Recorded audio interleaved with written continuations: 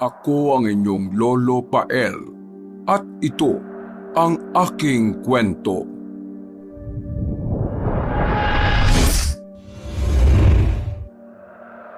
Uy! Kanina ka pa dito. Parang di maipintay yung mukha mo ah. May hinihintay ka ba? Siguro boyfriend mo, no? Ano ba pinagsasabi mo? Huwag ka nga makialam. Aba, Martha, umayos ka ah. Di ba usapan natin pareho tayong single hanggang sa makagraduate tayo? Wala naman kasi akong iniintay dito eh. Ikaw yung iniintay ko. Kanina pa. Pagkatapos mo akong ayain na pumunta sa bookstore, eto, pinaghihintay mo ako ng bonggang-bongga. Ang kapal na mukha mo. Tatanong-tanong pa. Pasensya ka na. Nalito ko kasi nagka-emergency. Anong emergency na naman? Sumakit ang tiyan ko. Nagtagal ako sa banyo. Pasensya na. Mabuti pa, halika na nga. Ihatid na kita sa inyo. Papagabi na't delikado na pag-ala-gala ka pa dito. Di na tayo tutuloy. Matapos ako magpaganda ng bonggang-bongga at paghintayin dito, di tayo tuloy. Seryoso ka? Babawi na lang ako next time. Kailangan na nating umuwi kasi di ba usap-usapan na may aswang na nagpapakita at nambibiktima ng mga gala sa gabi? Anong aswang na naman yan? Ang laki-laki mong damulag, naniniwala ka sa aswang. Para magpapakita yun dito, ang dami-daming tao dito. Takot lang naman nun. Ano ka ba? Hindi ka ba na-inform? Ang mga aswang ngayon, mas gusto nang mambiktima sa maraming tao kasi mas marami silang mabibiktima. Saan lupalop ka ba galing at di mo nasasagap ang mga chismis? Parang wala kang kaalam-alam sa mundo ah. Ganda lang talagang ambag mo sa earth. Kalalaking tao naniniwala sa chismis. Halika na. Umuwi na tayo. Kanina ka pa nga hinahanap ng nanay mo eh. Andun kanina, nasa lubong ko. Di ko lang nasabi kung nasaan ka eh. Kasi pati ako mapapagalitan. Mamaya pagdating sa inyo, sabihin mo na lang na nakita kitang nakikipag-date.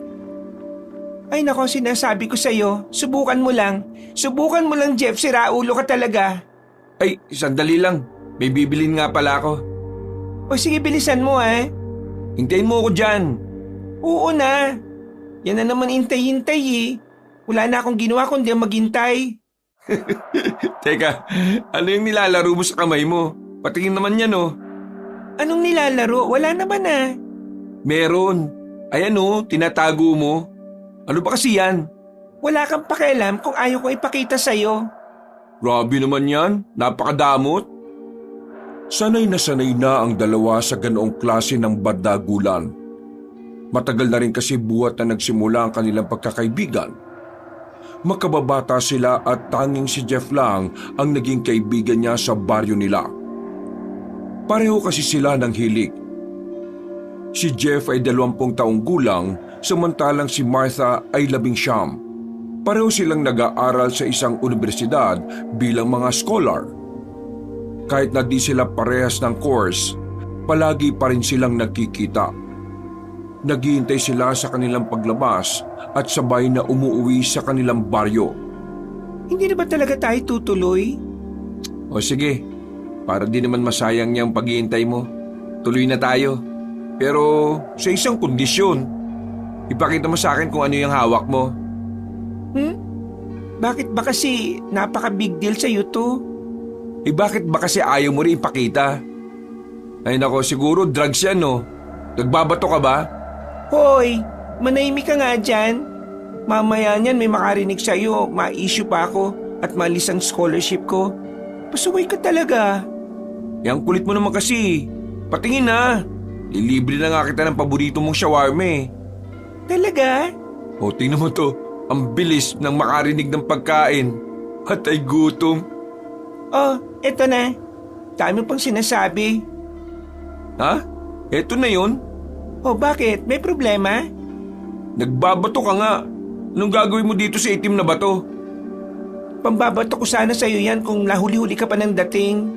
Akin na nga yan. Pambira kasi, pakialamero. Tara na nga, pumunta na tayo sa mall. Yung libre mo huwag mong kalimutan. Naknang, nadali mo ako dun ah. Yan ang napapalaan ng mga tsismoso at intrigero.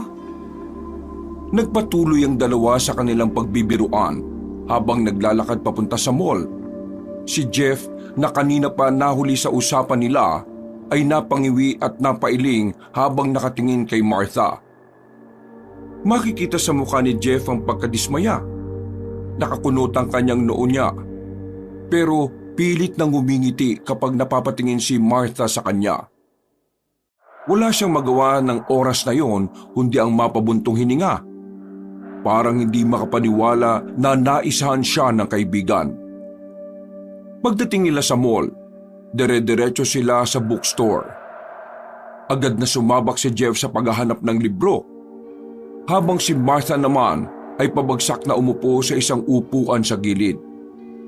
Nakaalalay ang siko sa mesa at nakapatong ang baba sa kanyang kamay. Napalunok siya ng hangin at napapikit saglit. Ilang minuto ang nakaraan, nakaramdam na ng pagkainip at gutom ang dalaga. Panay ang sulyap nito sa kanyang relo. Diyos ko, Jeff, ang tagal mo namang pumili. Napairap pa ito nang masulyapan ng lalaki na palakad-lakad pa rin sa pagitan ng mga estante. Nakapamulsa ang isang kamay at abala sa pagtingin ng iba't ibang libro. Seryoso ang ekspresyon. Ang bihira naman talaga sa kaartihan tong lalaki na to. Ang tagal-tagal. Palagi na lang akong pinaghihintay. Inanay na naman ako sa kakahintay dito. Sa wakas, natapos din si Jeff. Nakangiti nitong nilapitan si Martha na noon ay pwede nang sabitan ng kaldero ang pinahabang nguso. Ang tagal mo naman. Ano ba kasi yung pinamili mo?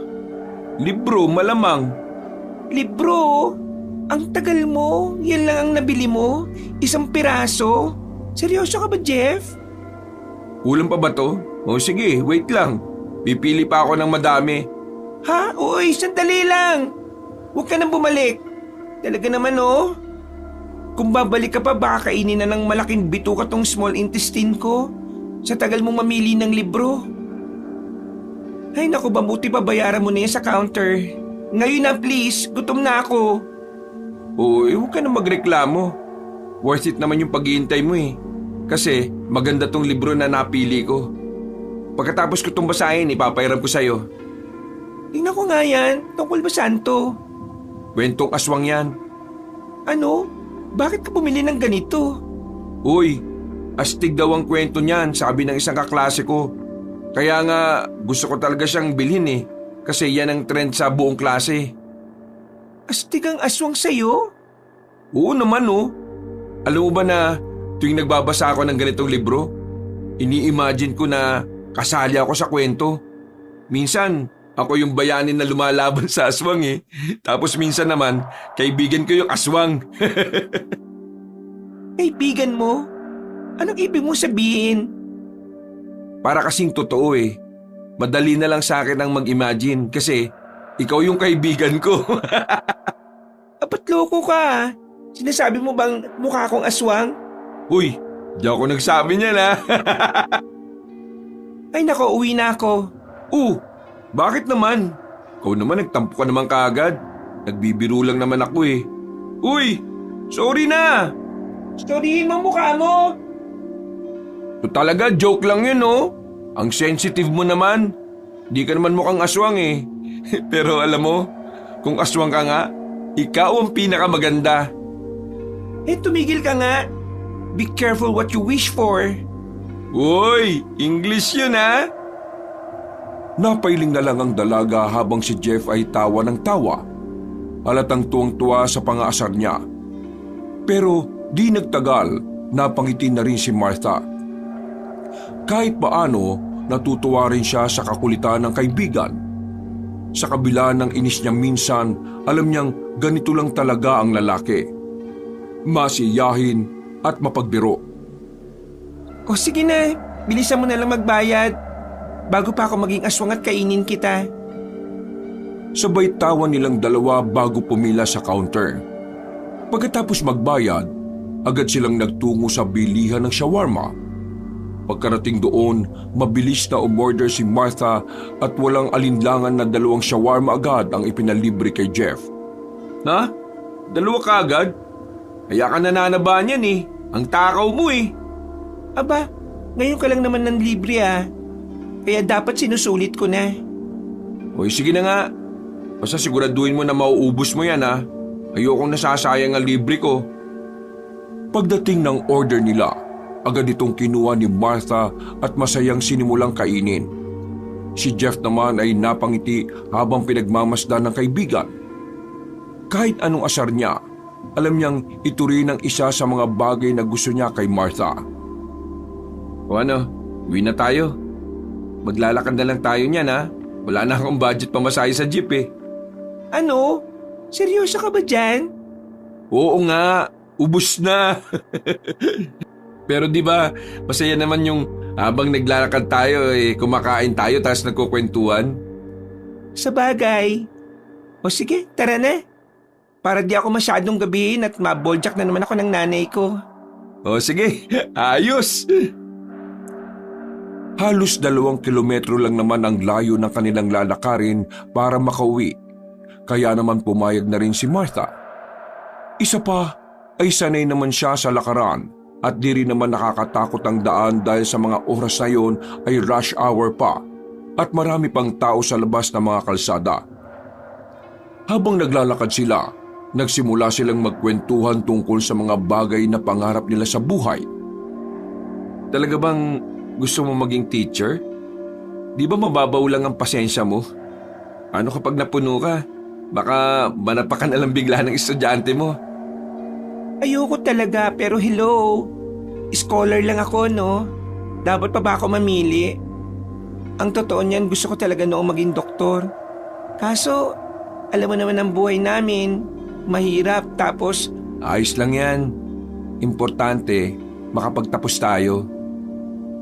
Ako naman dati sundalo gusto ko. Kaso ayaw ng inang ko eh. Delikado daw. Alam mo naman ako, gustong gusto ko nga yung may adventure eh. Yung may thrill.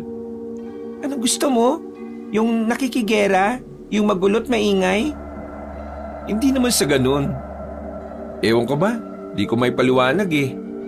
Kung bakit parang sa utak ko, minsan naboboring ako at gusto kong maranasan yung may kalaban sa mga bundok o gubat. Ganun.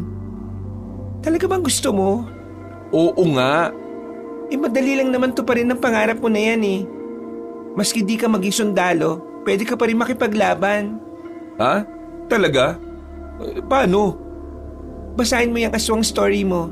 Doon, tsaka habang nagbabasa ka, para ka na rin nakikipaglaban.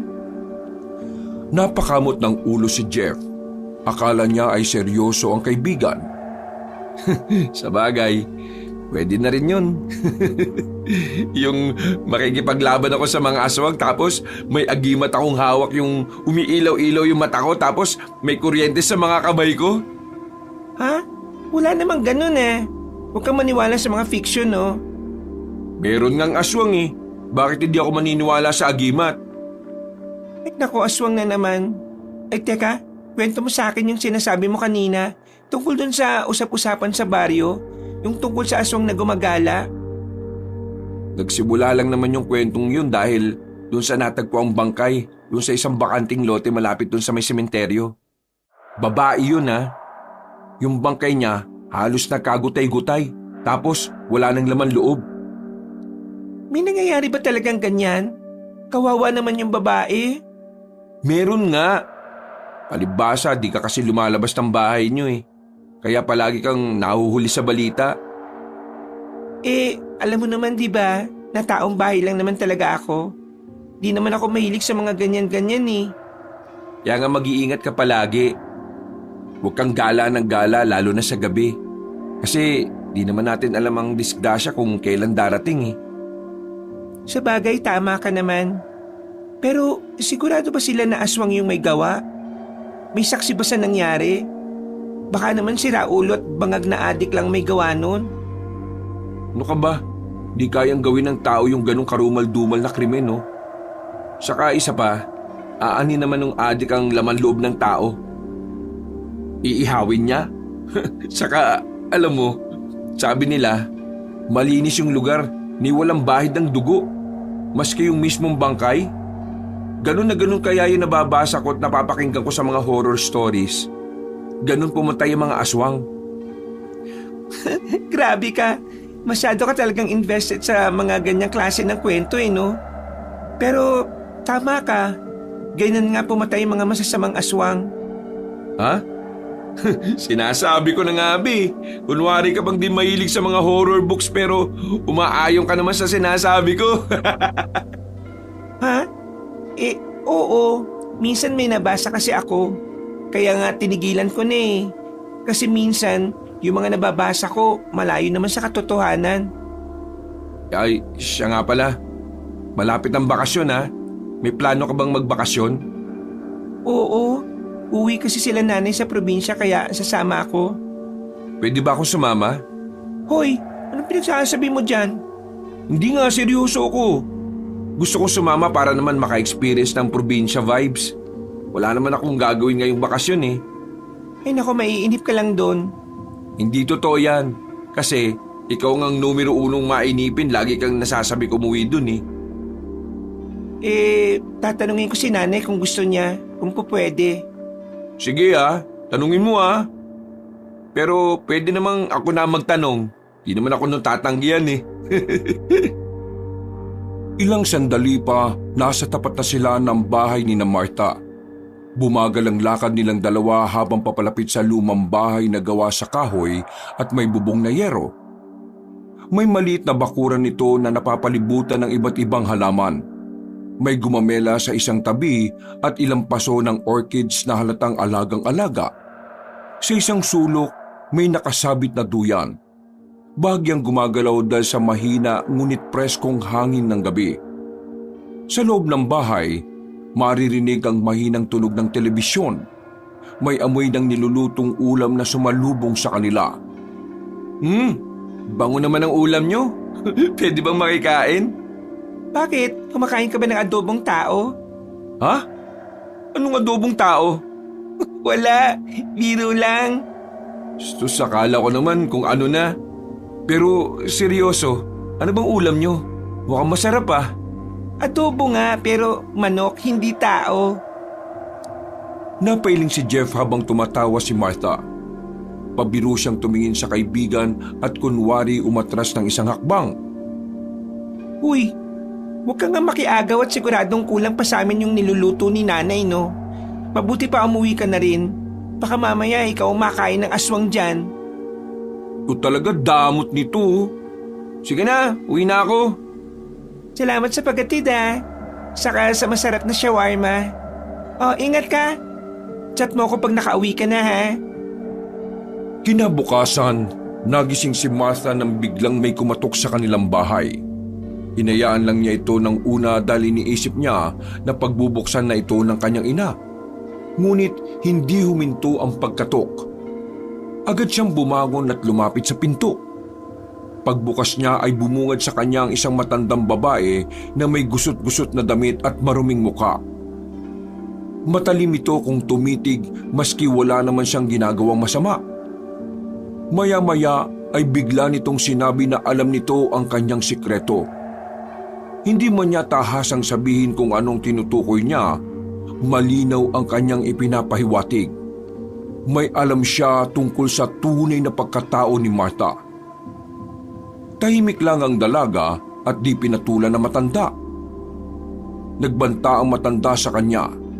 Isang babala na maibubunyag din daw ang totoo. Parang baliw ang matanda. Walang pakialam sa mga taong naroroon at nakakarinig ng kanyang mga binitiwang salita. Matapos ang pananakot, agad siyang tumalikod at iniwan si Martha na nakatayo na hindi gumagalaw at tulala. Nang mahimasmasan, ay isinara na niya ang pinto at bumalik sa kanilang sala. Hindi pa man niya naiaayos ang sarili sa pagkakaupo, ay may kumatok uli. Mabilis at walang pinagkaiba sa katok kanina. Nainis siya at pabiglang binuksan ito. Pwede ba tumigil ka na? Kanina ka pa. Di mo ba ako titigilan? Uy! Relax ka lang. Ako lang to. Sino ba kaaway mo? Ang aga-agang init ng ulo mo ah. Ay, ikaw pala, Jeff. Wala. May isang matandang baliw lang ang nangungulit sa akin kanina at kung ano-anong pinagsasabi. Matandang babae? Ano yung suot? Nakaitim ba? Tapos magulo yung buhok? Ha? Yun nga. Bakit alam mo? Yun nga yung dahilan kung bakit ako pumunta dito. Alam mo ba kagabi, may napansin akong matandang babae na nakatitig na matagal sa bahay nyo. Hindi ko lang nasita kasi natakot din ako eh. Galit na galit yung mukha niya. Tapos, para siyang may binubulong-bulong. Hindi nga ako nakatulog kagabi kasi palagi kong iniisip kung ayos lang ba kayo. Masama kasi talaga yung kutob ko sa matandang yun. Baliw lang yun na naligaw dito.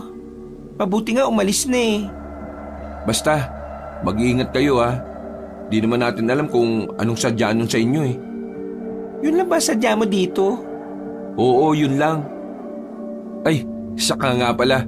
Magpapaalam na ako sa nanay mo kung pwede ako sumama sa inyo. Wala siya dito. Bumalik ka na lang. Baka na malengke. O sige. Babalik ako ha. Makalipas ang halos 2 linggo, bakasyon na nila sa eskwelahan. Nag-iimpake na ng kanyang gamit sina Martha. Maagang maaga pa ay nasa bahay na nila si Jake. Pumayag kasi ang nanay ng dalaga na sumama nga ito sa kanilang pagbabakasyon. Hindi naman nahirapan ang binata na magpaalam dahil matagal na itong kaibigan ng kanilang anak at pinagkakatiwalaan ito ng pamilya. Masaya ang binata dahil sa wakas ay mararanasan na nito ang buhay sa probinsya. Laki kasi siyang tagalungsod at dahil wala na siyang magulang at sa kamag-anak na lang din nakikitira, ay wala naman siyang alam na probinsyang uuwian. Sumakay sila ng bus sa terminal pauwi ng Bicol. Habang nasa biyahe at palayo na sila sa lungsod, agad na naramdaman ng binata ang kaibahan ng hangin. Mas presko, mas sariwa. Excited siya sa posibilidad na makakita ng malawak na taniman ng palay, ilog, bukid, bundok at iba pa. Sabik din siyang makatikim ng mga pagkaing wala sa lungsod. Habang tumatakbo ang sasakyan, unti-unting nagbago ang tanawin mula sa matataas na gusali at abalang lansangan patungo sa malalawak na bukirin at matatayog na puno. Sa loob ng bus, may ilang pasaherong natutulog. May mga nakatanaw lang sa labas at may mga abala sa pag-uusap. Isa sa kanila ay isang matandang lalaking may dalang basket ng prutas na paminsan-minsang napapatingin kay Martha na tila may nais sabihin. Hindi naman ito pinansin ng dalaga, ngunit napansin niya ang kakaibang tingin na matanda. Bes, malayo pa ba tayo? Oo. Gabi na eh. O ba't ka kasi sumama? Di ba sabi ko malayo ang probinsya namin? Tapos ngayon nagrereklamo ka? Mukha ba ako nagrereklamo? Nagtatanong lang naman. Bawal na ba magtanong? Pagkakamalang kang may attitude ah. Manahimik ka na lang kasi. Tingnan mo, ikaw lang maingay dito sa bus. Napapaghalataan kang ignorante eh. Grabe ka naman. Pero may napapansin kasi ako kanina pa eh. Ano yun? Yung matandang lalaki. Kanina pa nakatingin sa'yo. Ang creepy. Ay naku, wag mo na pag-aksayan ng oras yung matanda. Hayaan mo na siya. Baka ngayon lang nakakita na maganda. Alam mo, napapansin ko, itong mga nakaraang araw parang lapitin ka ng mga katandaan Ay naku, wag ka na nga lang maingay. Wala naman silang ginagawang masama eh. Makalipas ang ilang oras, narating na rin nila ang terminal sa probinsya. Pagbaba ng bus, agad nilang kinuha ang kanilang mga gamit at lumakad papunta naman sa hintayan ng tricycle. Agad silang lumapit sa nakapilang sasakyan at sinabi ang kanilang destinasyon.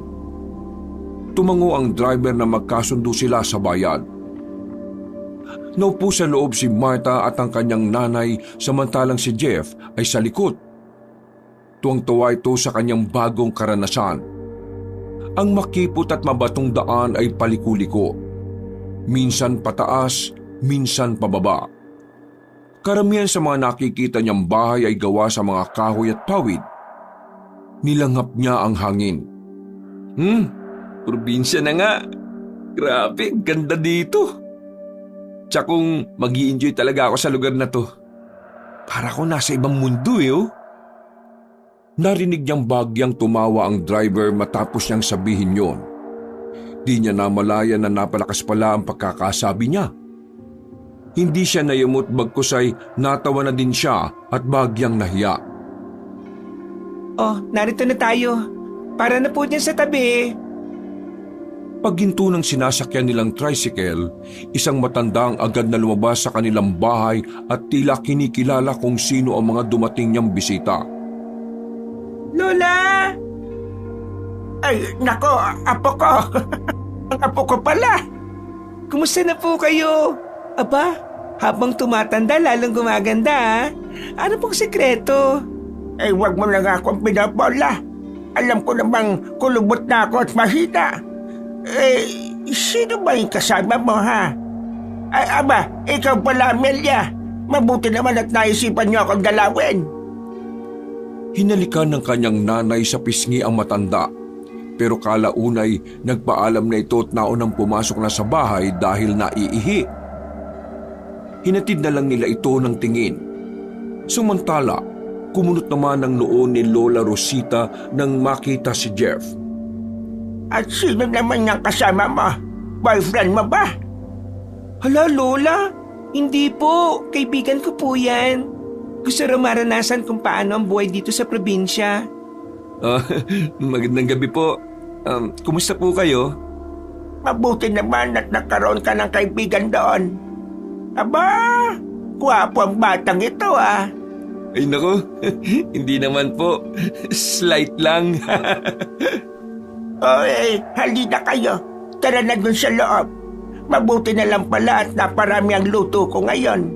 May kakainin kayo galing sa biyahe. Anong ulam, La? Ay nako, huwag ka muna maghanap ng ulam at hindi pa ako nakakapangaso. Saka na lang ha. Sa ngayon gulay lang ang nandyan. Nangangaso ho kayo? Di ba yun yung nanguhuli ng hayop sa gubat? Kaya niyo pa po ba? Aba, hindi porket matanda na ako at ugod-ugod hindi ko nakakayanin. Isang lipad lang yan, may mahuhuli na ako. Po? Naku, Lola, wag mo naman takutin yung kasama ko. Baka mamaya maniwala sa sinasabi nyo. Ikaw naman kasi, tanong ka ng tanong eh. Kanina ko pa sinasabing manahimik ka na lang dyan. Yan tuloy, pinagtitripan ka ni Lola. Akala ko naman kung ano eh. Kaya pala. Anong kaya pala? Kaya pala ganun ang ugali mo. May pinagmanahan ka. Tabi na, pag na kayong maingay masyado. Tara na dun sa loob at baka kung anong magambala pa kayo dito. Ay, siya nga naman. O ano, tara na. Pagpasok nila sa loob ng bahay ay agad silang pinagkainan ng kanyang lola. Nang matapos ay itinuro sa kanila ang silid kung saan sila matutulog. May hiwalay na tulugan si Jeff, samantalang magkasama naman sa kwarto si Martha at ang kanyang ina. Ang matanda ay may sariling silid din. Bagamat luma na ang bahay, ay may kalakihan ito. Gawa ito sa mga matibay na materyales, mga kahoy na kamagong at nara. Para itong sinaunang bahay, mga bahay ng mayayamang tao noong panahon ng mga mananakop sa bansa. Kinagabihan, agad na nakatulog si Jeff. Marahil dahil sa pagod sa mahabang biyahe. Ngunit sa kalagitnaan ng kanyang mahimbing na tulog, bigla siyang naalimpungatan. May narinig siyang kaluskos sa labas ng bahay. Banayad noong una, pero unti-unting lumalakas. Parang may matatalas na kuko na kumukuskus sa kahoy na dingding. Napadilat siya at pinakiramdaman ng paligid. Tahimik ang buong bahay. Tanging ang mahihinang huni ng kuliglig ang maririnig mula sa labas. Subalit ang tunog na yon, hindi normal. Hindi ito basta kaluskos ng hayop o sanga ng puno na tumatama sa dingding. Ito ay mabigat, matalim at may halong kakaibang paghinga. Malalim, parang mula sa isang nilalang na hindi dapat naroroon. Napatayo si Jeff. Sinubukang sumilip sa maliit na siwang ng bintana. Madilim sa labas, pero may anino siyang naaaninag. Hindi niya maaninaw kung tao ba ito o hayop. Pero sigurado siyang hindi ito basta dumaan lang. Naroroon ito, nakatayo sa tabi ng bahay. Parang may inaabangan o binabantayan. Mabilis na naglaro sa isip niya ang iba't ibang eksena mula sa mga horror stories na dati niyang binabasa. Madalas niyang iniisip kung paano siya kikilos kung sakaling makaharap niya ang ganitong sitwasyon.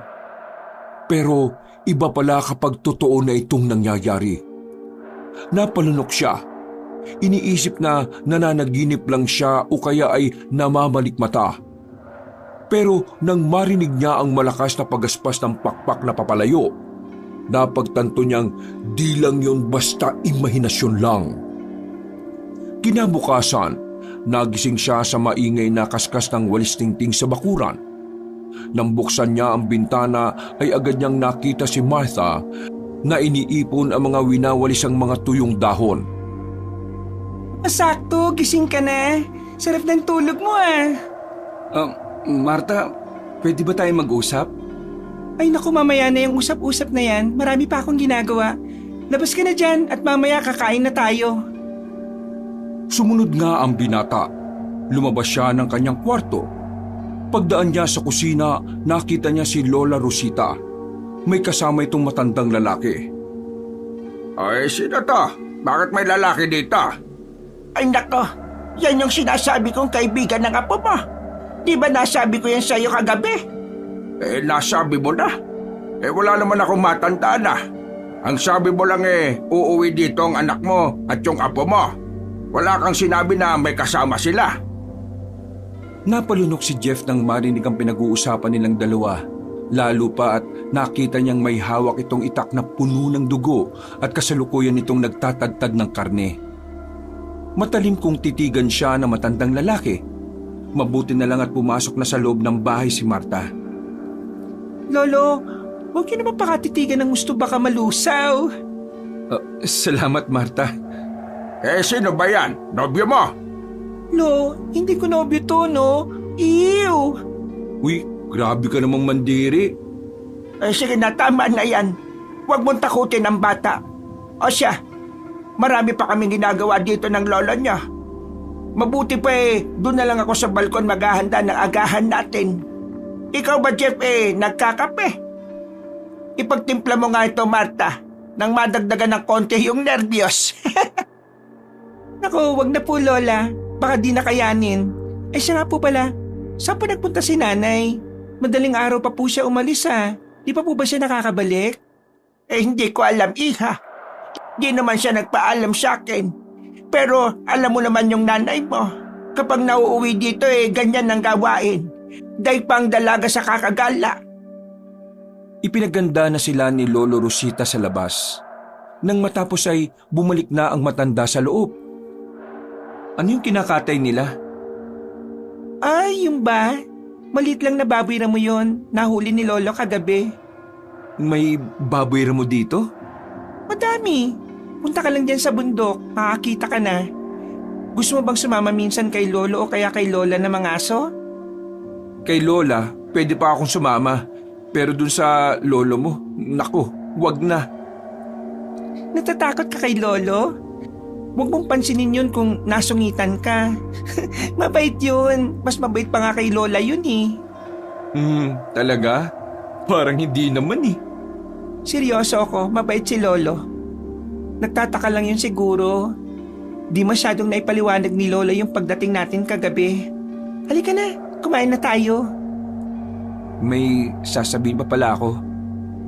Alam mo ba kaninang madaling araw, nakaramdam ako ng kakaiba? Parang may kumakaluskos sa dingding tapos nakita ko may anino sa labas. Tapos ang panghuli, may lumipad na parang malaking ibon. Kasi maingay yung pagaspas ng pakpak niya Ay nako, marami talaga malaking ibon na lumilipad dito. Tapos yung anino naman na nakita mo, baka si Lolo lang yon nang dumating. Ganun ba? Nagpatuloy sila sa pagkain. Nang matapos sila ay napagpasya ni Marta na ipasyal si Jeff sa baryo para hindi mainip at para makita nito ang magagandang tanawin sa kanilang lugar.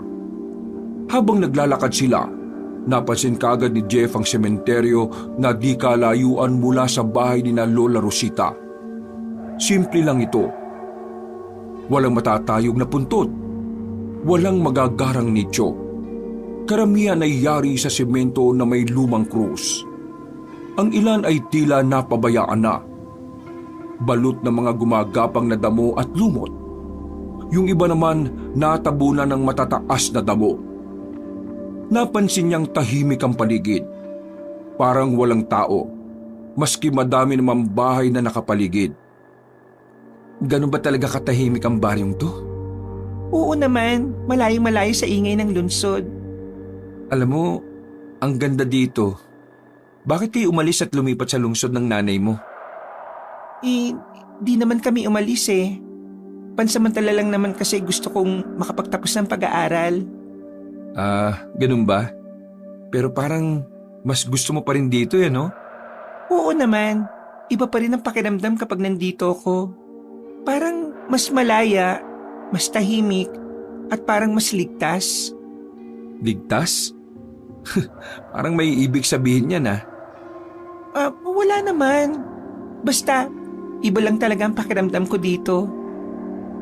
Saglit nang umiti si Marta, pero halatang may iniisip ito. Nagpatuloy sila sa paglalakad habang pinagmamasdan ni Jeff ang paligid. Mas lalo niyang napansin kung gaano kasimple pero maaliwalas ang baryo. Hindi tulad ng sa lungsod na puno ng sasakyan at ingay. Dito ay tanging huni ng ibon, kaluskos ng dahon at mahihinang yabag ng kanilang mga paa ang maririnig. Sa kanilang paglalakad, nadaanan nila ang isang lumang bahay na tila abandonado na. May nakabukas na bintana, walang tao. Napahinto siya saglit at tumingin kay Marta. Marta, may nakatira pa ba dyan? Wala na. Matagal nang walang nakatira dyan. Bakit parang ang eerie ng dating? Parang may nakatingin sa atin Ay nako, maraming kwento ang baryong to, Jeff. At ang ilan, mas mabuting hindi mo na lang malaman. Nagkatinginan sila sandali bago nagpatuloy sa paglalakad. Pero kahit pa lumayo na sila, hindi pa rin maalis sa isip ni Jeff ang malamig na pakiramdam na dulot ng lumang bahay. Hanggang sa di niya napigilan ng lumingon. May naaninag siyang anino sa bintana. Nagtago ito nang makita siyang tumingin. Sabi ko na may tao Takbo! Ha? Anong sinasabi mo? Bago pa man matapos ni Marta ang sasabihin niya, hinili na siya ni Jeff at mabilis silang tumakbo palayo sa lumang bahay. Ramdam ni Jeff ang bilis ng tibok ng kanyang puso habang panay ang lingon niya sa likuran. Pilit inaaninag kung may sumusunod sa kanila. Jeff, ano ba? Sino ba nakita mo? Hindi ko alam, pero sigurado kong may aninong gumalaw sa loob ng bahay. Parang may nakatingin sa atin kanina. Tapos bigla siyang nagtago nang lumingon ako. Baka naman alikabok lang yun o anino ng puno. Hindi, Marta. Tao yun. O baka hindi lang basta tao. Napahinto sila sa isang kanto kung saan kita ang isang malaking parte ng gubat sa lugar. Ang ganda talaga dito. Oh, huwag mo sabihin na may kwento din ng gubat na yan. Alam mo, kakabasa mo yun ng kwentong kababalagan Yan ang napapala mo. Wala yan, gubat lang yan. May daan dyan pataas sa bundok. Bakit alam mo? Nakapunta ka na ba dyan? Hindi pa. Kwento lang. O tara na, umuwi na tayo. Napagod ako sa pagtakbo. O sige na, mabuti pa nga. Tara na. Umaga, araw ng Biyernes, ikalawang araw ng kanilang bakasyon. Narinig ni Jeff ang isang sigaw sa di kalayuan. Agad siyang lumabas ng kanyang kwarto at hinanap ang kanyang mga kasama. Nakita niya sa sala si Marta at si Lolo Alvin na seryosong nag-uusap.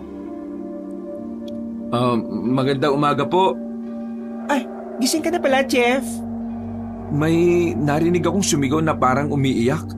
Ano pong nangyari? May natagpuan patay sa may sementeryo. Sino? Anong nangyari sa kanya? Hindi pa malinaw ang detalye pero sabi nila parang wala na namang lamang loob yung bangkay. Sigurado ako, Apo. Nagsisimula na naman silang sumalakay. Ha? Sino po? Alam mo, maupo ka muna dito.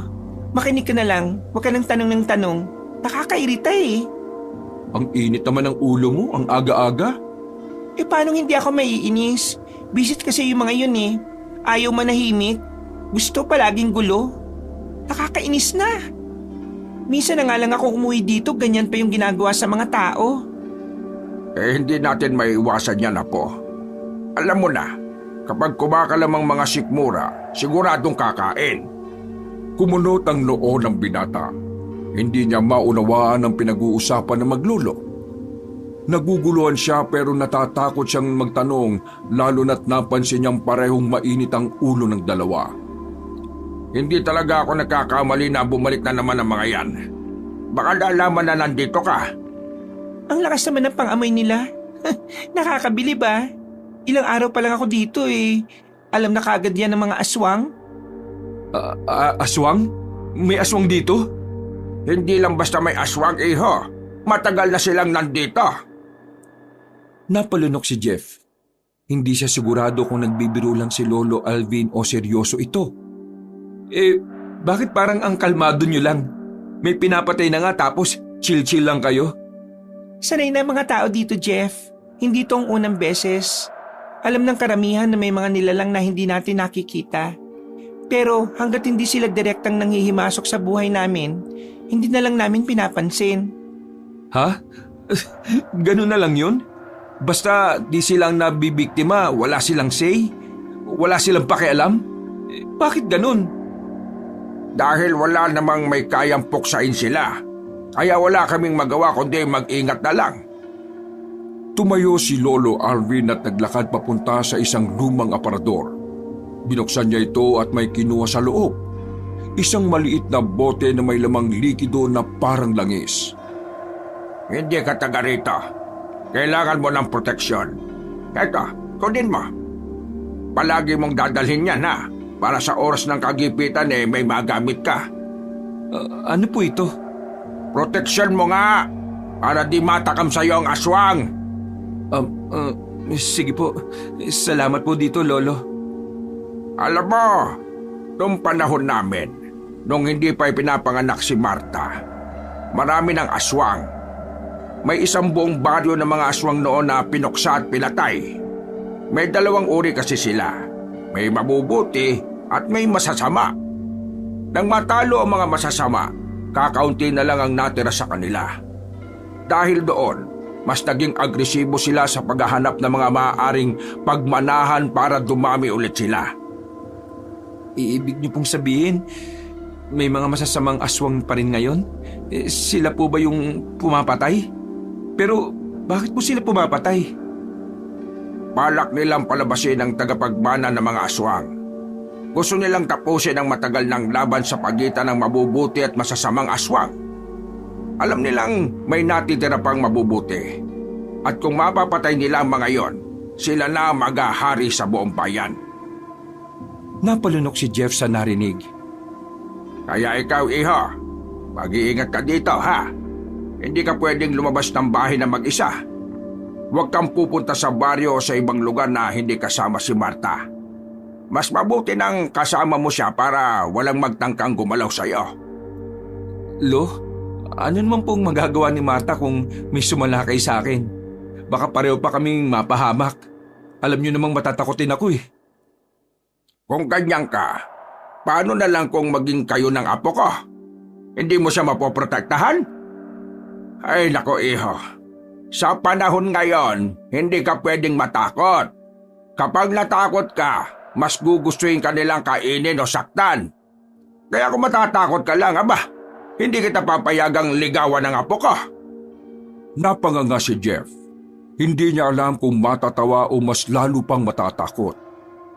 Napakamot na lang siya ng batok.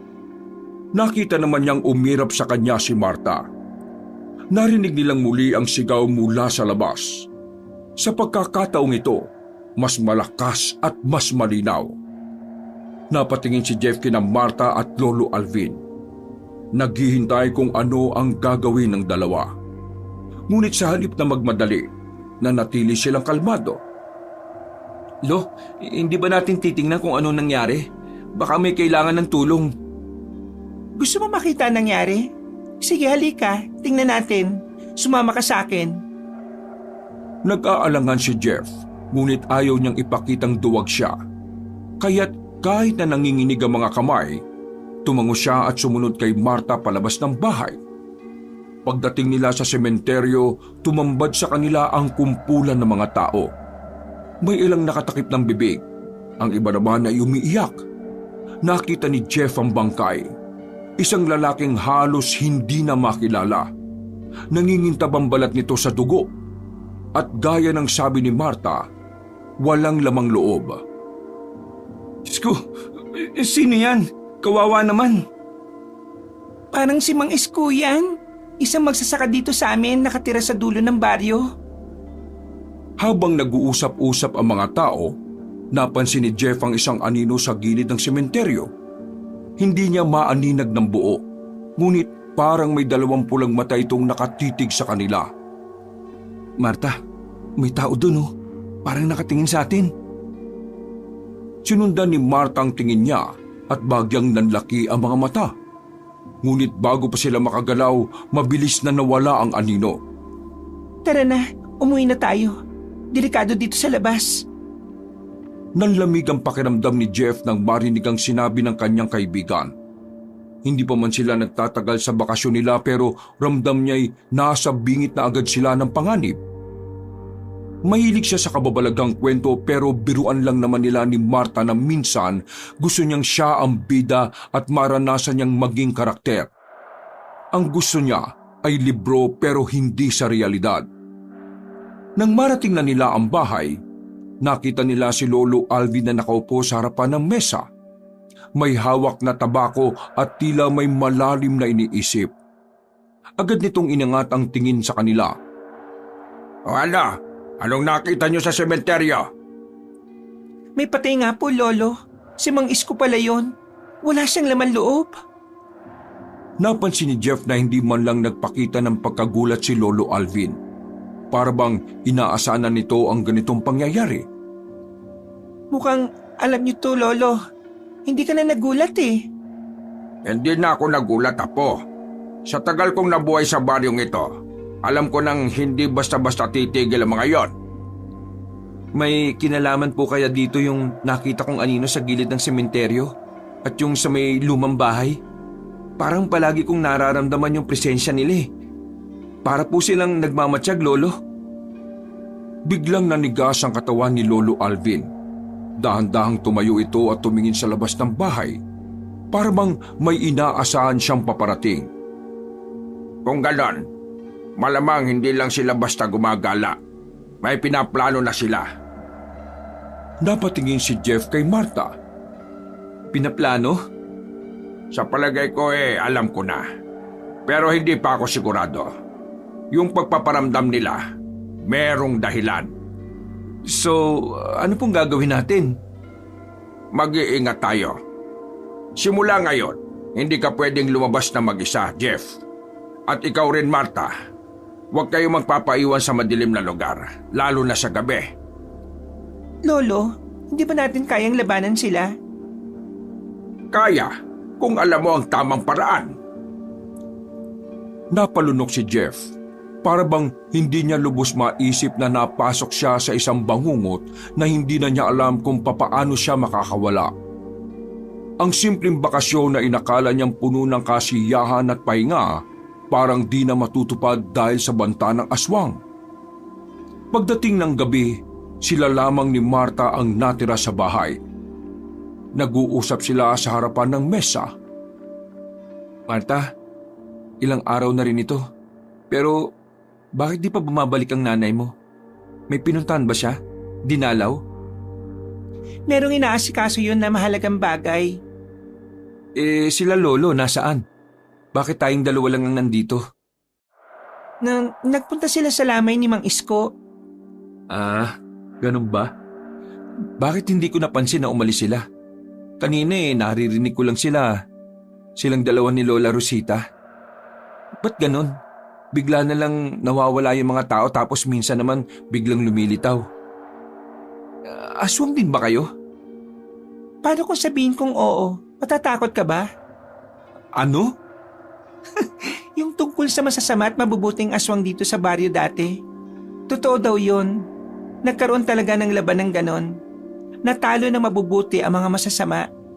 Pero sabi ni Lolo Alvin, hindi tumitigil ang mga aswang na yon para muli silang makapagparami.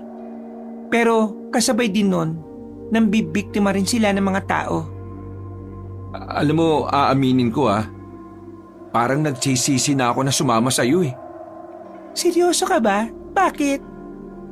Nakakatakot pala dito sa inyo Ang daming misteryo. Ang daming nagpaparamdam. Wala ka naman dapat katakutan lalo na kapag nandito ka sa amin. Dito sa bahay. At bakit naman? Kasi ang bahay na ito, may proteksyon laban sa mga masasamang nilalang. Hindi sila basta-basta makakapasok dito. Pwera na lang kung pagbuksan mo sila at patuluyin. Paano nyo ginagawa yun? Si Lolo, isang dating albularyo. Nagretiro na nga lang ngayon kasi matanda na raw Ayon ng payagan ni Lola. Talaga? Kaya pala, ang dami kong nakikita mga weirdong bagay dito sa bahay niyo. Shh! Parinig ka ni Lolo, lagot ka. Paano kung may makapasok? Ang kulit. Hindi nga sila basta-basta makakapasok dito. Pero... Pero ano? Pero kung magkamali tayo, kung may isang mali lang tayong nagawa, baka hindi na natin abutin ng umaga. Biglang may kumalubog sa labas ng bahay. Napapitlag si Jeff. Ha? Ano yun? Huwag kang gagalaw. Pareho silang natigilan, nakikiramdam sa paligid. Isa pang kalabog. Parang may kumulusko sa labas. Tapos ay biglang may kumatok ng malakas. Nanlaki ang mga mata ni Jeff. Halos sumuksok na sa likod ni Marta. Sino yan? Huwag ka matakot. Bakit? Pagbuksan mo ako! Si Lolo Alvin? Hindi si Lolo Alvin yan. Ha? Anong ibig mo sabihin? Narinig mo ang sinabi ko, Jeff. Huwag kang magbubukas ng pinto. Jeff! Ako ito! Pagbuksan mo ako!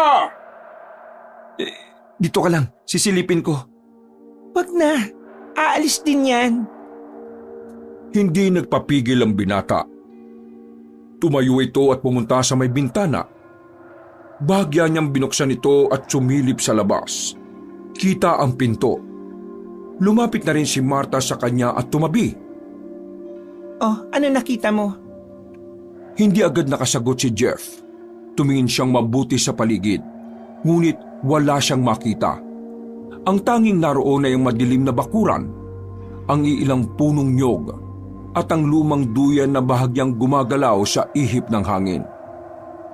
Tapos, napansin niya ito. Sa gilid ng bakuran, sa may likuran ng isang malaking puno, may aninong nakaupo sa lupa. Tila isa itong malaking aso, pero may kakaiba rito. Masyadong matangkad para sa isang normal na aso. Ang mga mata nito ay kasimpula ng dugo. Kumikinang sa dilim at nakatitig sa bahay nila. Aso? Patingin? Pero hindi isang aso ang nakita ni Marta. Isang nilalang na may malataong anyo ang katawan. Pero merong matutulis na pangil at kuko. Baluktot ang katawan at ang bibig ay naglalaway. Mapulang-mapula ang mga mata. Isarado na natin to. Baka malaman niyang sinisilip natin siya. bigla siyang maging agresibo. Halika na, matulog na tayo. At sa palagay mo, makakatulog tayo sa lagay na to? Pilitin mo. Kailangan mo maging malakas, Jeff. Kung gusto mo pang makauwi. Huwag mo naman akong takutin ng ganyan. Natatakot na nga ang tao eh. Akala ko ba gusto mo maging sundalo? Gusto mo ng adventure? Bakit ngayon parang nawawala ang tapang mo? Hanggang salita ka lang pala eh. Hindi ah. Joke ko lang naman yung sinabi kong natatakot ako eh. Char! O sige na. Promise, Habang aalis din pilit yan na maya-maya. pinapakalma ni Marta ang kanyang kaibigan, narinig nila ang kaluskos na tila papalayo na. Wala na ba? Wala na siguro. Di ba sabi ko naman sa'yo aalis din yan? Salamat naman kung ganun. O tara na, matulog na tayo. Kailangan natin magpahinga. Kahit na siguro tumango si Jeff, wala na rin naman silang magagawa sa gabing yon. Ngunit bago pa sila makapasok sa kwarto, isang napakalakas na sigaw ang pumailan lang sa hangin. Nanlamig ang katawan ni Jeff. Si Marta naman ay mabilis na napalingon sa bintana. Ano yun? Galing sa sementeryo. Bigla silang natahimik at nagkatitigan. Hindi na nila kailangan magsalita uli. Pareho nilang alam na may nangyari na namang hindi maganda. 2 linggo ang nakakaraan. Parang unti-unti na ring nasanay si Jeff sa mga nararamdaman at nakikitang kakaiba sa baryo. Maski kapag sumasapit ang gabi ay bigla siyang naalimpungatan sa mga kaluskos at kalabog na kanyang naririnig, ay hindi na lang siya nagpapaapekto dahil iniisip niya palagi ang sinabi ni Marta. May proteksyon ang bahay na matatanda. Nagtiwala siyang di sila maaano sa loob ng bahay. Pero isang gabi, may narinig siyang nagbubulungan. Parang nag-uusap sila sa paraang hindi niya dapat mapakinggan. Naglakad siya ng dahan-dahan at inilapit ang kanyang tenga sa pinto. Narinig niyang nag-uusap si Marta at ang kanyang lola. Dahil sa kuryosidad, nakinig siya sa usapan ng dalawa. Walang kaalam-alam sina Marta at Lola Rosita na may nakikinig na sa kanila. Akala ko ba'y nakausap na ng nanay mo mga walang hiyang yon? Bakit di pa rin sila tumitikil? Ano ba talaga kailangan nila? Ang sabi ni nanay, ako daw po ang kailangan nila. Ikaw? Bakit ka naman nila hahanapin? Ano kailangan nila sa'yo? Hindi naman po literal na ako yung hinahanap nila, Lola. May iniingatan akong bagay na gusto nilang makuha noon pa. Hindi po ba nasabi sa inyo ni nanay yun? Teka, wala akong maalala, iha. Nasa akin ang itim na bato. Ang mutya ng mga aswang, Lola. Ang bagay na matagal na nilang hinahanap noon pa. Diyos ko, paanong napunta sa'yo yon? Bakit nasa'yo? Naalala niyo po nung nagkaroon ng labanan dito noong bago kami lumuwas ng lungsod? Yung engkwentro kung saan namatay si tatay? Lola, bago siya namatay, nakuha niya yung mutya na nagbibigay ng kapangyarihan at lakas sa mga masasamang aswang. Nako po, hindi maganda ito. Kaya nga po, Lola, hindi nila pwedeng mabawi ito. Manganganib tayong lahat. Ang mga tao, madadami sila sa away natin. May alam na kaya sila na nasa iyo yan?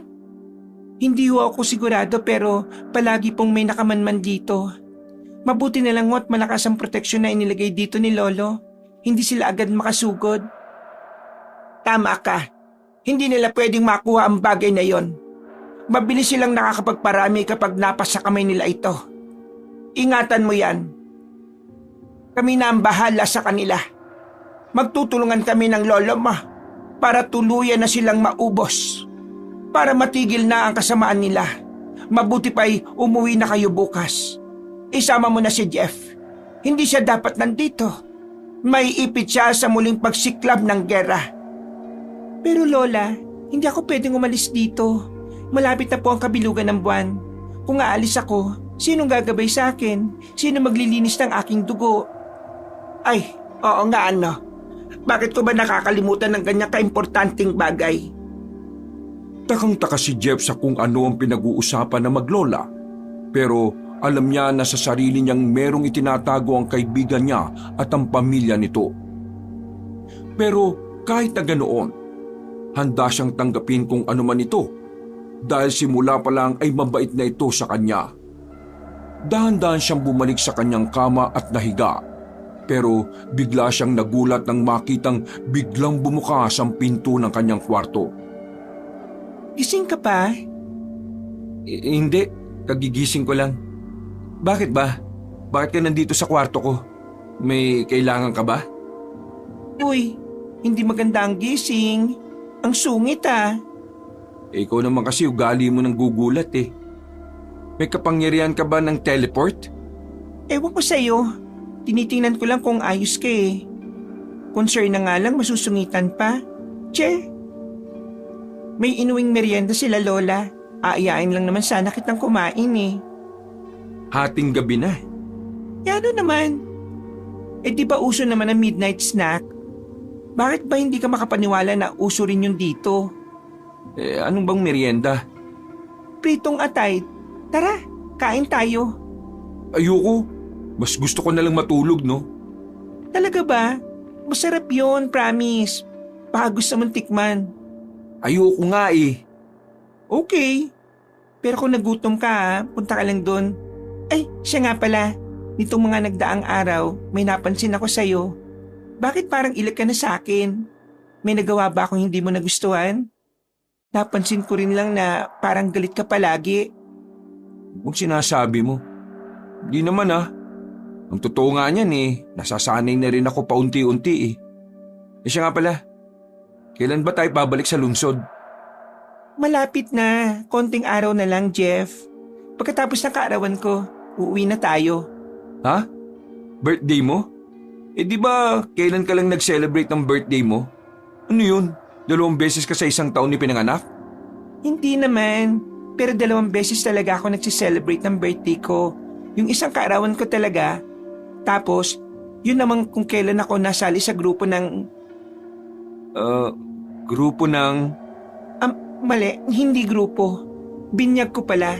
Yun ang paghahandaan ko sa mga darating na araw. Ay nako, ang weird ha.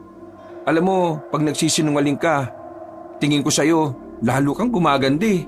Huwag ka palagi magsisinungaling ha, kasi baka ma-in love ako sa'yo. Uy, ano yun? Seryoso ko. Kung ayaw mo magkagusto ako sa'yo, itigil mo na yung pagbubulid mo ng mga kwento. Ay nako, maiwan na nga kita kung ano-ano mga sinasabi mo.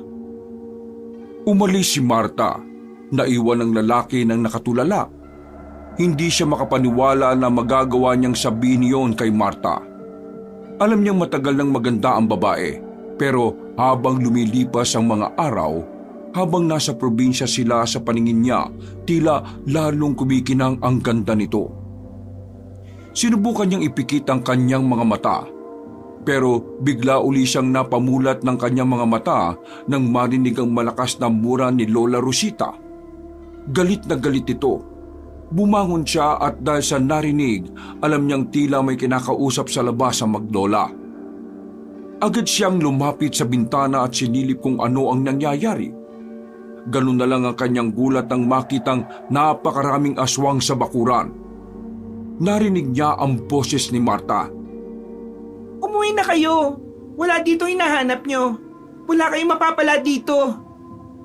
Napakuyom ng kamao ang isang aswang. Sinusubukan nitong lumapit sa pinto pero hindi nito magawa. Wala kang magagawa kung ano man ang gusto namin. Mas mataas pa rin kami sa'yo. Isa ka lang hamak na aswang at walang kapangyarihan na pumatay ng kapwa mo mga aswang. Mas malakas pa rin kami sa'yo. Biglang bumukas ang pinto at nakita niyang lumabas si Marta. Ang tanga-tanga talaga ng babaeng to. Bakit siya lumabas? Pagkakita sa kanya ng mga aswang, naging agresibo ang mga ito sa kanya. Nagsimula silang sumugod at tangkang saktan si Marta. Muntik nang mapasigaw si Jeff. Pero sa unang pagsugod nila, nabigo na sila kaagad. Nagulat sila na tila ba bigla na lang may kung anong kakaibang nangyari kay Marta, na naging dahilan kung bakit karamihan sa mga aswang ay biglang nanghina. Nasa kanya mo dyan ng Reyna! Nanlaki ang mga mata ni Jeff. Nalilito siya sa mga nakikita at naririnig. Nag-alala siya sa maaaring mangyari lalo pat di pa dumarating ang matandang lalaki. Naisip niyang wala silang laban kung sakali. Pero may kakaibang lakas na ipinapakita si Marta. Kahit sa kanyang paningin ay ordinaryong tao lang naman ang mga ito. Isa ka lang mababang uri ng aswang! Ibalik mo sa amin ang mutya! Ibalik mo ang mutya ng aming reyna! Doon na naging malinaw sa kanya ang lahat. Wala ni kahit na anong isang tao ang naroroon bukod sa kanya. Umalis na kayo dito. Kung di kayo aalis, mapipilitan akong ubusin kayong lahat. Walang nagawa ang mga aswang kundi ang lumayo.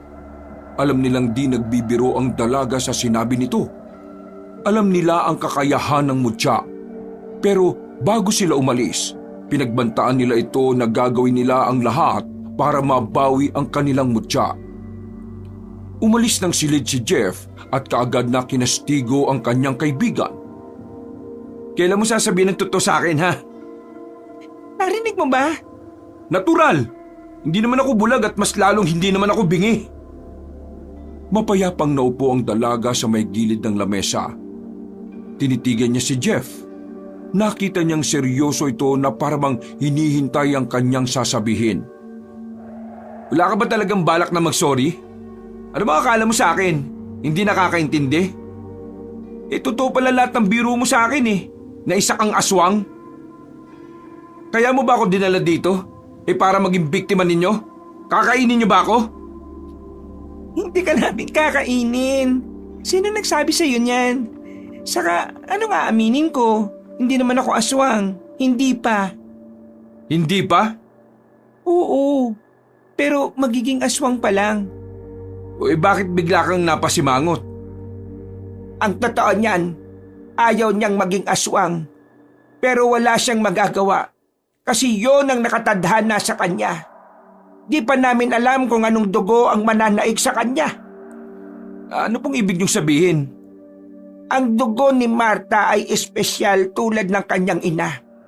Kalahating aswang at kalahating dugo ng albularyo.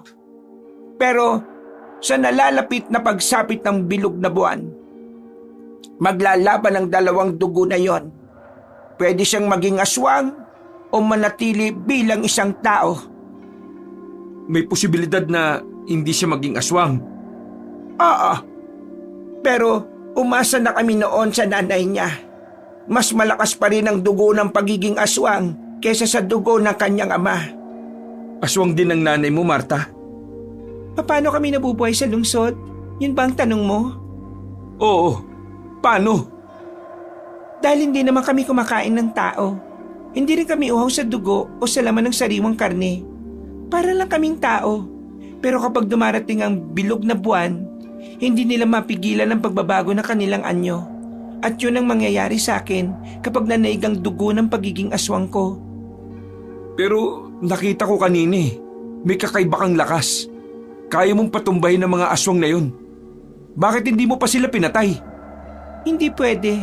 Wala akong karapatang pumatay ng aswang. Mas magiging madali na ang transformation ko kapag ginawa ko yon. Ayaw ko maging katulad nila. Gusto ko ng malinis na dugo. Gusto ko manatili sa panig ng mga mabubuting aswang.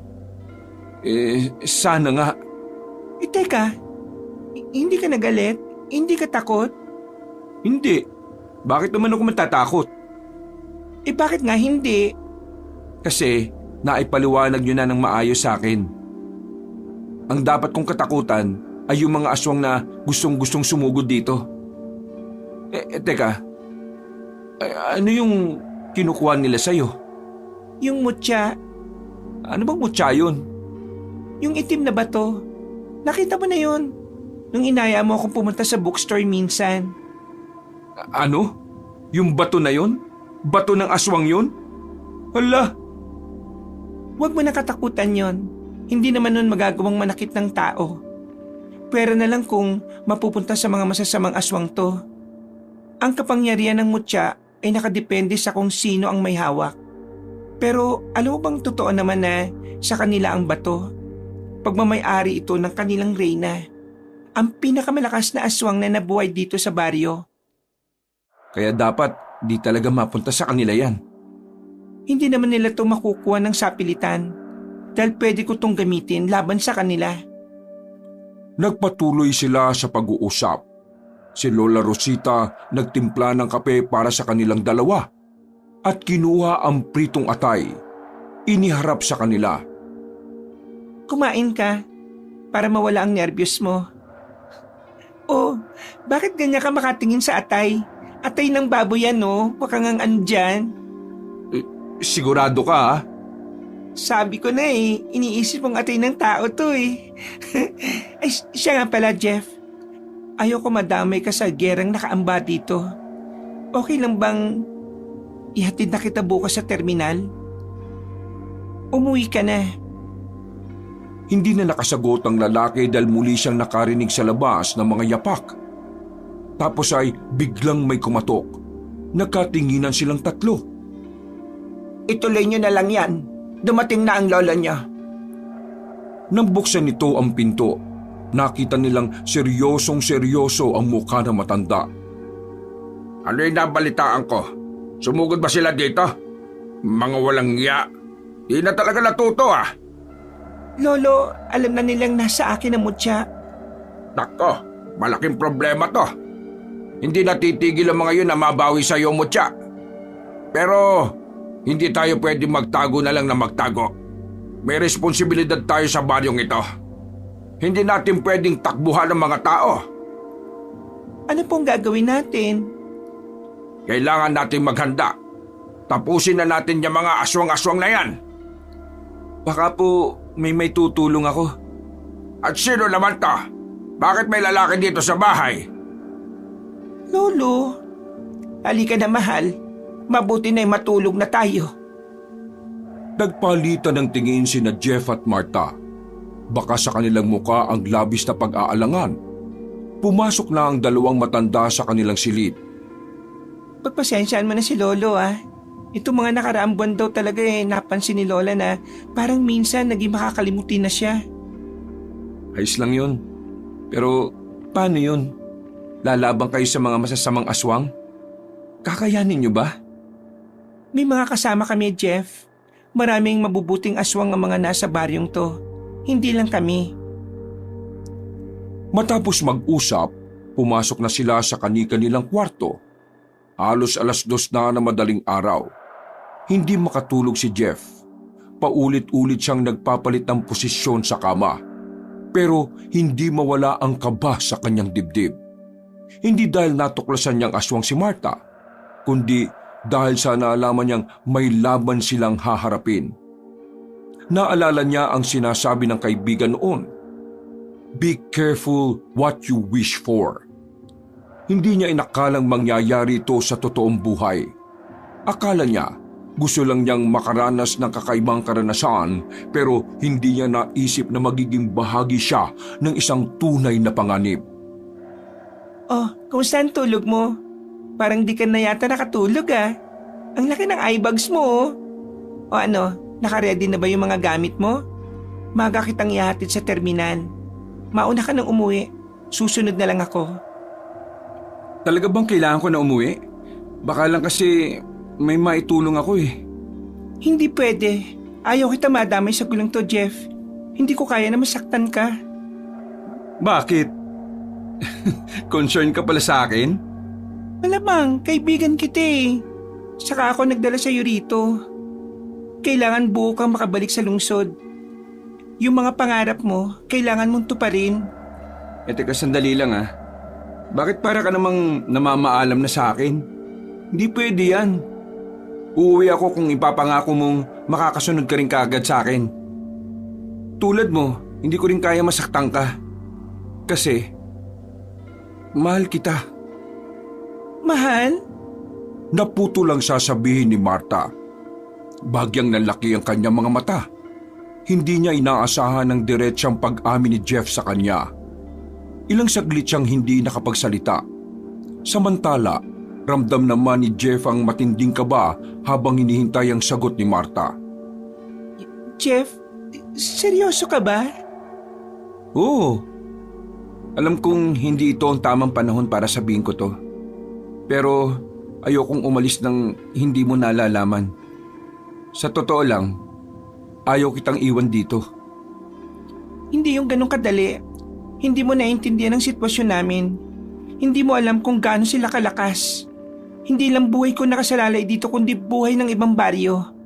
Hindi ka dapat madamay dito. Alam ko, pero hindi ko kayang umalis nang wala kang kasiguraduhang ligtas ka. Kaya kong lumaban, Marta. Tumalikod si Marta. Pilit na itinatago ang luha sa kanyang mga mata. Ayaw niyang makita ni Jeff ang kahinaan niya. Hindi siya sanay na may nag-aalala para sa kanya sa ganitong paraan. Sa buong buhay niya, siya lagi ang nagpapakatatag para sa iba. Hindi mo kailangan gawin to. Mas mabuting bumalik ka na lang sa lungsod. Sa buhay na wala kang iniisip na panganib. Paano kung mas piliin kong manatili rito? Paano kung mas gusto kong lumaban kasama ka? Di pwede. At di na magbabago ang desisyon kong yon. Sige, kung yan ang gusto mo. Tahimik na inayos ni Jeff ang kanyang mga gamit. Nagpaalam na rin siya sa mga matatanda at tulad ni Marta, sang-ayon din ng mga ito na umuwi na ang binata upang di madamay sa gulo. Habang nasa loob ng tricycle ang dalawa, ay hindi sila nag-uusap. Walang umiimik at walang nagsasalita.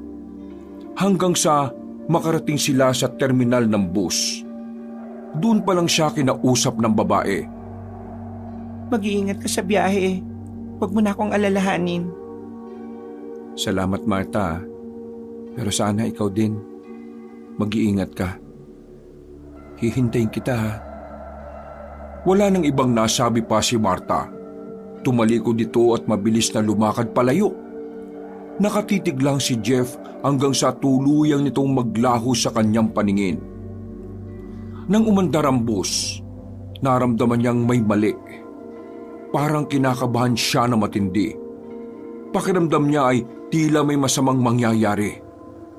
Hindi nagtagal, humara siya at bumaba agad ng bus. Mabilis siyang naglakad pabalik at sumakay ng tricycle.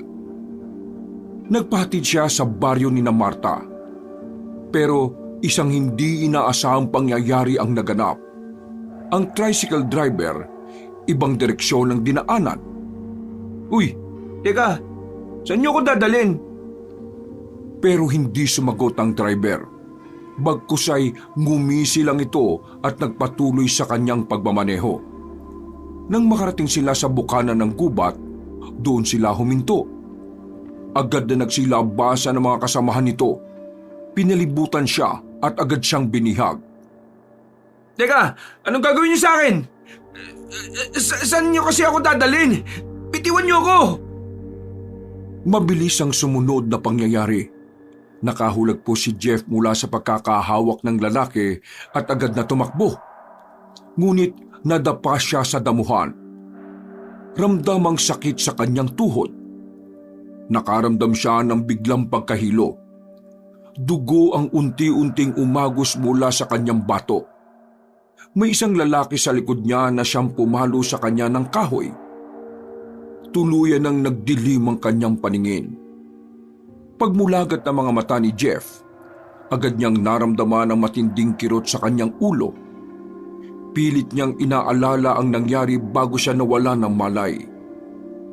Nasa loob siya ng tricycle. Pilit na tinatanong ang driver. Pagkatapos ay bigla na lang siyang napaligiran ng mga hindi kilalang tao. Mga aswang. Unti-unting nagliwanag ang kanyang paningin at napansin niyang nakatali ang kanyang mga kamay sa isang puno. Nang lumingon siya sa paligid, doon niya nakita ang isang babae na nakagapos ding gaya niya. Walang malay, marungis at halatang hinang-hina. Siya ang ina ni Marta. Nagpumiglas siya. Sinubukang paluwagin ng mga lubid pero masyadong maigpit ang pagkakatali. Maya-maya, may narinig siyang mga yabag. Papalapit sa kanya ang isang lalaking may matalim na titig. Nagising ka na rin sa wakas. Anong gusto niyo sa amin? Hindi ikaw ang mahalaga dito, kundi yung babae at yung mutya. Ngumiti ang lalaking aswang. lumapit at tinawakan ng baba ni Jeff. Pilit siyang pinatingin sa kanya. Ang mutya ay dapat na nasa kamay ng mga totoong nagmamay-ari nito. Hindi niyo makukuha yun. Lalaban si Marta. Lalaban kami. Lalaban? Anong laban niyo sa amin? Hindi mo ba naiintindihan, bata? Wala kang kapangyarihan. Isa kang walang silbing tao sa labanang ito. Humulakhak ang matandang aswang. Muling lumapit ang matanda sa ina ni Marta at tinawakan ito sa buhok. Pero sigurado akong papayag si Marta sa gusto namin. Kung buhay ng ina niya at buhay mo ang nakataya. Mga ayop kayo! Pakulan niyo ako dito! Mga duwag! Hindi na sumagot ang lalaking aswang. Bagkus ay tumawa lang ito ng tumawa hanggang sa nawala na ito sa paningin niya. Sumapit ang gabi at sa kabilugan ng buwan, nagsimula ng gumalaw ang kampo ng mga mabubuting aswang. Tahimik silang pumasok sa loob ng kagubatan. Ngunit nang makarating sila sa kuta ng kanilang mga kalaban, natigilan si Marta. Napalitan ng matinding takot at galit ang kanyang tapang nang makita niya si Jeff at ang kanyang ina. Nakagapo sa isang malaking puno, nanghihina at tila nawawalan na ng lakas. Ang mga sugat sa kanilang katawan ay patunay na hindi sila pinakitaan ng awa. Nay! Jeff! Bakit ka nandito? Ang alam mo ba'y matatalo mo kami? Sigurado akong papayag kang ibigay ang gusto namin kung buhay ng ina mo at buhay ng lalaking ito ang nakataya! Inabot ng aswang ang buhok ng kanyang ina at sinabunutan. Nag-apoy sa galit si Marta. Nakatayo lang siya sa harapan nila at di siya nakapag-isip ng tamang dapat gawin. Ang magkabilang kampo ng mga aswang, nagsimula na silang maglaban. Ngunit sa pagkakataong yun, para kay Marta, isang laban ang mas higit na mahalaga. Ang mailigtas si Jeff at ang kanyang ina bago pa mahuli ang lahat. Habang nagpupumigla si Jeff sa pagkakagapos, nakapa niya ang isang maliit na bote ng langis sa kanyang bulsa. Ang langis na ibinigay sa kanya ni Lolo Alvin. Naalala niya ang sinabi ng matanda na sa oras ng kagipitan magagamit niya ito na proteksyon laban sa mga aswang. Kahit hirap ay sinikap niyang mabuksan ito at mabuhusan ng kanyang mga palad. Biglang umatras ang ilang aswang na malapit sa kanya. Ano yan? Anong ginagawa mo?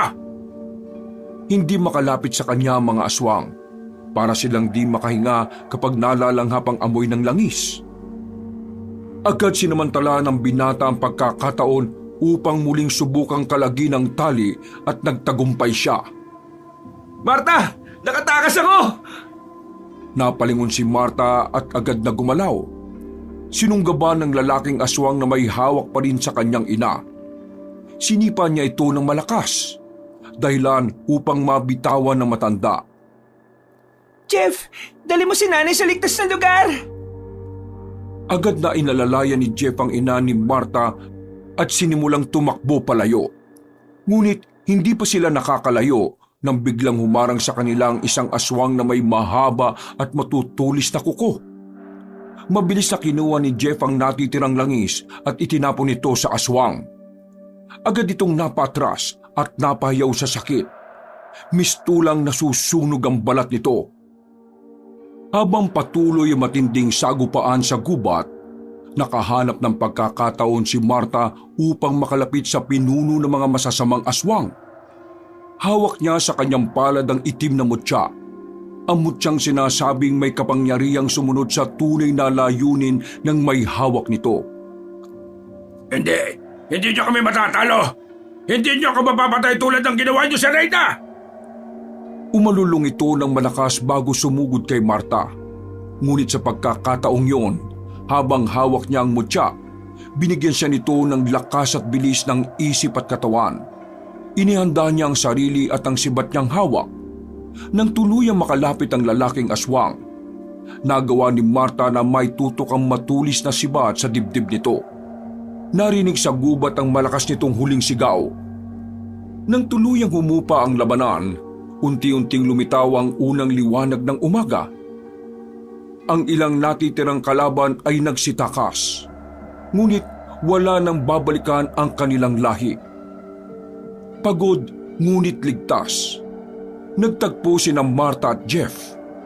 Nagkatitigan sila ng ilang sandali bago lumapit ang lalaki at binigyan siya ng isang maigpit na yakap. Tapos na ang laban? Tapos na. Kaso, Kaso ano? Apo, nako, buti naman at ligtas kayo. Napatay niyo ba ang mga kalaban? opo Lola, wala nang gagambala sa katahimikan ng baryo. Yung ibang nakaligtas, hindi na po babalik ang mga yon. Abay, mabuti naman. Ikaw, kumusta? Alam mo na ba kung ano ka? Malungkot na tumango si Marta. Dahil sa nakitang yun ni Jeff, nakaramdam siya ng kaunting kaba at panghihinayang dahil kahit alam niyang posibleng maging aswang talaga si Marta, nanalangin siyang sana'y hindi tuluyang maging aswang ang babaeng mahal niya. Joke lang, hindi ako naging aswang kagabi. Ibig sabihin, nanalo ang dugo ni tatay at ni lolo sa akin. Sa kabila ng matinding laban at pagkapagod na nararamdaman, isang matamis na ngiti ang sumilay sa labi ni Marta. Alam niyang sa kabila ng mga sugat at sakit ng kanyang pinagdaanan, nagtagumpay sila laban sa kasamaan. Ang kanyang ina ay mahigpit siyang niyakap. Tuwang-tuwa para sa kanyang anak. Si Jeff naman ay mahigpit na humawak sa kamay ni Marta. Isa itong bagong simula para sa ating lahat. Tama. Tama ang sinabi ng binatang yan. Teka, sino ka nga ba? Lolo, siya si Jeff. Ang nobyo ko. Napakunot noo si Lolo Alvin at saglit na tinitigan si Jeff mula ulo hanggang paa. Nobyo ba? Abay, kailan ka pa natutong magkagusto, apa? Akala ko'y aswang lang ang gusto mo. Nahiya si Marta at bagyang napayuko habang si Jeff naman ay napakamot ng batok. Napatingala sila sa papasikat na araw na simbolo ng paparating na bagong umaga at bagong simula para sa kanilang lahat. Ang kanilang baryo ay muling magiging tahimik. Pagkalipas ng ilang taon, parehong nakapagtapos sina Jeff at Marta bilang mga guro. Kalaunan, nagpakasal sila at namuhay ng masaya at simple. Wala nang bakas ng anumang uri ng karahasan o aswang sa kanilang buhay. Tanging kapayapaan at pagmamahal ang nanaig sa kanilang pamilya. Wakas!